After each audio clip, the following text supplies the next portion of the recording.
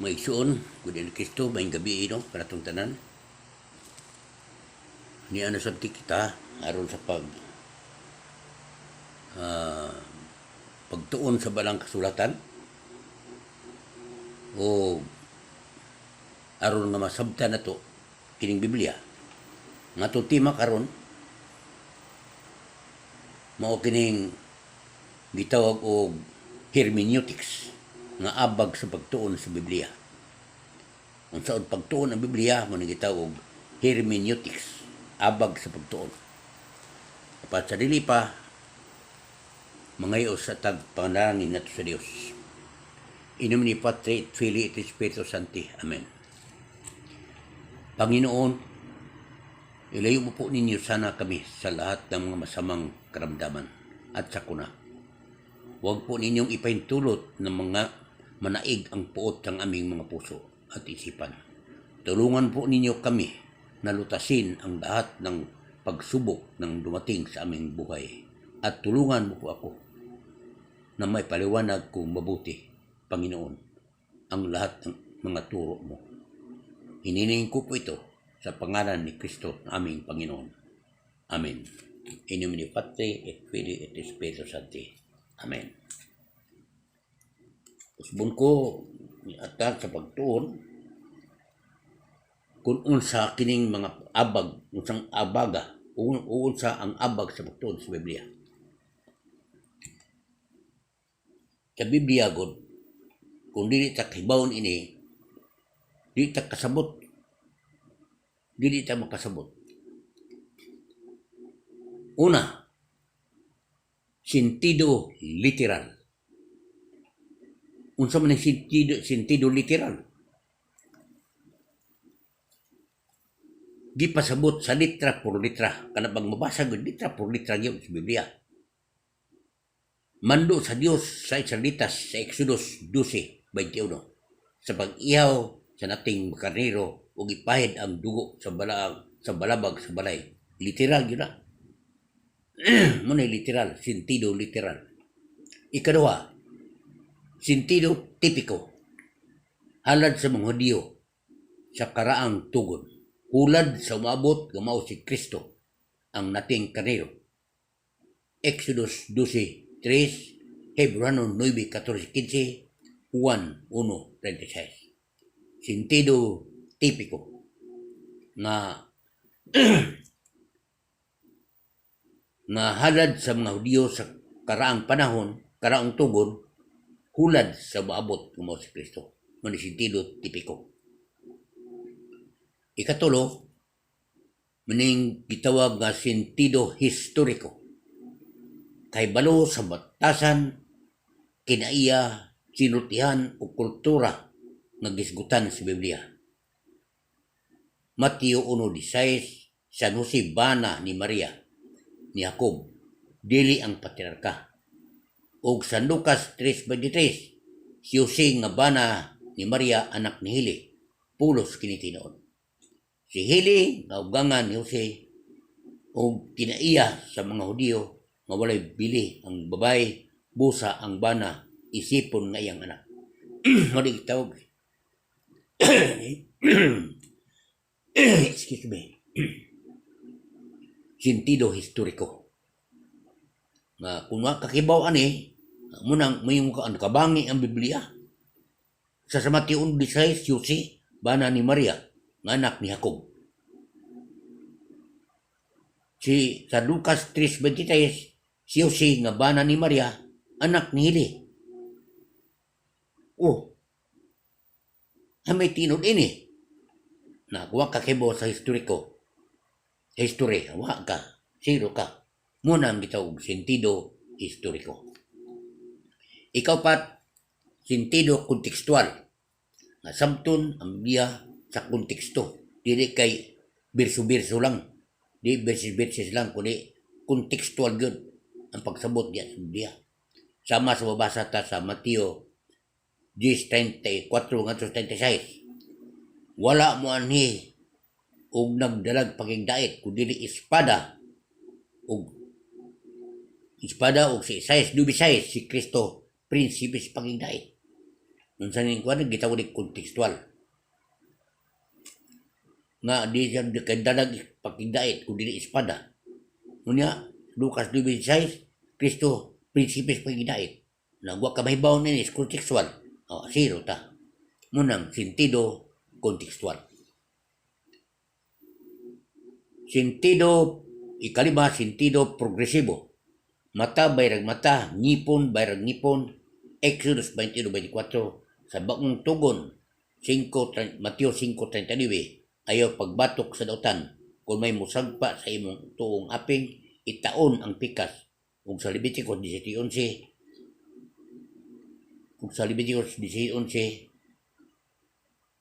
o Hebreo 9:13-14 nagsintigo progresibo nga dito ang halad dugo pero sa karon sa pag-ung kasabutan ang dugo na sa Ginoong Hesus dahil sa Hebreo 10:1-5 manang sentido progresibo. Sunod ikaunom ang simile. Unsa man ning simile? Pagtandi sa kasamaang butang o hitabo, paghatag og tin-awng hulagway sa salabutan. Sa pagtandi ginamit ng mga pulong sama sa parehas, ingon, sama sa mabasa ta sa Mateo 7:24-26. Manitaw og simile, pagtandi sa kasamahang butang, hitabo, paghatag og tin-awng hulagway sa salabutan. Sa pagtandi ginamit ng pulong, mga pulong sama, parehas, ingon. Mugamit yung sama, parehas, mo na gitawag ang simile. Ikapito, ang pasumbingay un parabola. Tinaas nga simile, sama sa pasumbingay sa magpupugas. Pasumbingay sa pagpupugas, mo na gitawag og parabola kung pasumbingay. Ika-8, ang metaphor. Unsa may metaphor? Pagtandi nga dili mo gamit og sama, ingon parehas aron paghulagway sa salabutan. Mateo 5:14 ang suga mo iwag sa kangitgit, ang Kristohanon mag-iwag sa kaburong sa tao. Ni gamit og komparison pero way sama parehas. Mo na gitawag og ang metaphor. Ikasiyam, allegory. Unsa may allegory? Ang tinas nga metaphor. Na sa atong basahon ang Isaiah 5:1-8. Muna yung metaphor. Basaha. Ang Isaiah 5:1-8. Muna yung gitawag metaphor. Ikarapo, metonymy. Kung sa maning metonymy, nagkagubot ang ilang balay. Gupa ninyo kining templo. 1:2-19. Jesus hisgot sa iyang lawas. Muna gitog metonymy. Nagkagubot ang ilang balay. Ang balay bugoy nagubot, dili oy ang namuyo sa balay. Muna gitog metonymy. Ulad pamulong tawag kalag metonymy. Gubaan niyo kining templo, katubong simbahan, dili. Kung dili ang lawas ni Kristo. Muna gitawag metonymy. Ika-11. Unsa man ning ika-11? Ang sainik duki. Unsa man gipahayag kanimo sa unod ug dugo, bahin lang kini sa tao apan ang gipasabot tao. Hisgot og sama sa mabasa sa 16 sa nito 17 ug sa 1 Korinto 15:50. Dugo ug unod pero ang hisgutan na tao. Pero ang parte lang sa tao ang hisgutan. Muna gitawag ang sainik duki. Sainik duki. Ika-12, language appearance. Unsa man language appearance, sama sa muingon, pagdali kay hapit na musalop ang adlaw. Sumala sa sinsya ang adlaw dili musalop. Usoy 10:13. Pagdali kay hapit na musalop ang adlaw. Magdiyaw tawag language of appearance. Hulad pamulong ni ang language of appearance. Ika-13, hyperbole. Ang hyperbole, unsa man hyperbole? Exaggerate. Ang pamulong tinukmod sa pagbati sa walay pagyatak sa kamatuoran sama sa Latin litanya sa Birhen Maria. Turing nga garing bituon nga sa dagat mausab kini ang buti pasabot ni San Juan 21-25. Gitawdig hyperbole. Muna nga magdetanya gani dautan na kayo muna sa mga tao pero sa kasabot nga gitawag nga hyperbole sa pagsabot sa Biblia. Ika-14, ang muses. Unsay muses? Sama sa love and to do everything. Wala kini magpasabot nga hasta ang sala mahimo makahimo tungod sa manggugma. Roma 3:28-31. Kini ang gipasabot nga ang pagtuo bagabuhat bisag wala pay magsugo kaniya. Muna gitawag muses. Ika-15, ang anthropomorphism. Unsa may anthropomorphism? Sama sa nagbasol ang Ginoo sa pagbuhat niya sa tao. Genesis kapitulo 6 bersikulo 6. Kini pagbati ni Moses nga dakong kangilad sa sala sa tao apan gipahid niya sa Ginoo kay ang Dios dili man magbasol kun dili man siya tao. Kay dili man siya tao. Números 23:19. Muna gitawag anthropomorphism. Ang gipahid sa laing tao ba? Kini pagbati ni Moses sa dakong kangilad sa sala sa tao apan gipahid niya sa Ginoo. Kay ang Dios dili man basol. Kay dili man siya tao. Números 23:19. Ika-16, ang parallelism. Unsa maning parallelism? Pagsubli-subli sa samang pulong ug simpatiya sa detalye apan dili gyud tukba sa hitabo. Miyon nga si Jonas 3 ka adlaw ug 3 ka gabi sa tiyan sa isda. Ang anak sa tawo mausab. Matthew 12:40, Lucas 11:29-30. Muni kanibgan sa laing mga tinuan. Kay mingon man sila, "Gitagod di ba dili kabot og 3 ka adlaw 3 ka gabi o dili kabot og 3 ka gabi ang pagkabanaw sa Ginoo." Mula rin siya di uban. Nga naman, wa sila kibos parallelism. Wa sila masayo. Unsay parallelism? Unsay parallelism? Pagsubli-subli sa samang pulong o simpatiya sa detalye apan dili gayon tukma sa hitabo. Maingon nga si Jonas 3 ka adlaw ug 3 ka gabi sa tiyan sa isda. Ang anak sa tao mausab. Matthew 12:40, Lucas 1:29-30. Sunod kining gitawag irony. Ika-17, katapusan. Irony. Ang pulong nga unsa maning irony? Ang pulong nga gipadayag tsukwahi sa batuod nga hitabo. O sa kemtang mingon si San Pablo sa mga Kristiyanon sa Korinto, "Kamu naghari na, kamu dato na." 1 Korinto 4:8. Unsa ni? Ang pulong nga gipadayag tsukwahi sa batuod nga hitabo. O kaimtang maingon si Pablo sa mga Kristiyanon sa Korinto, "Kamu naghari na, kamu dato na." 4:8.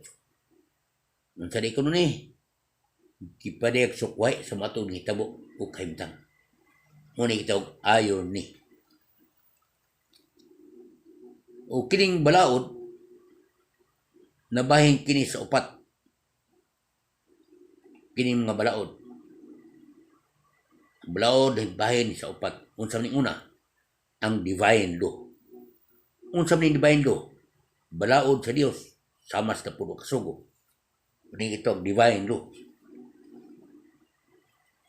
Ikaduhang balaod kining gitawag og natural law. Kung balaod sa kiniyahan sama sa pagsubang sa adlaw. Nga numan nga di bang subang sa kanang kasadpan. Nganong arimigit siya, natural law na. Muna gitawag natural law. Balaod sa kiniyahan. Ikatulo, civil law. Unsa maning civil law? Balaod sibil kung giluwatan sa kagamanan. Mani balaod sibil kanang giluwatan sa kagamanan. Ikapat, ecclesiastical law. kung balaod alang sa sakop sa iglesia kung simbahan. Ang gobyerno adunay gitawag og legislative body ug mao sab kini ecclesiastical body, ecclesiastical law.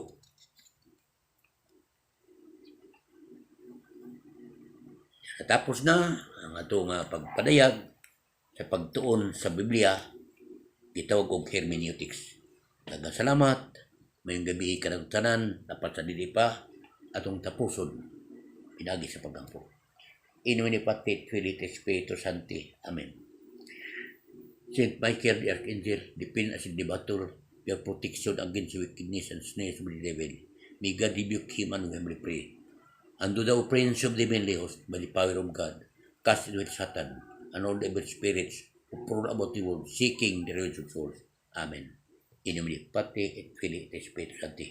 Amen. Salamat, magigsoon, may gabi, o ginaot na sa sulod ng higayon, inyong subaybayan, inyong tanawon, o inyong subscribe kining maong matulumanon. Kay aron dungagan atong kahibalo. Bungko, daghang salamat, may gabi kanatong tanan. Amen.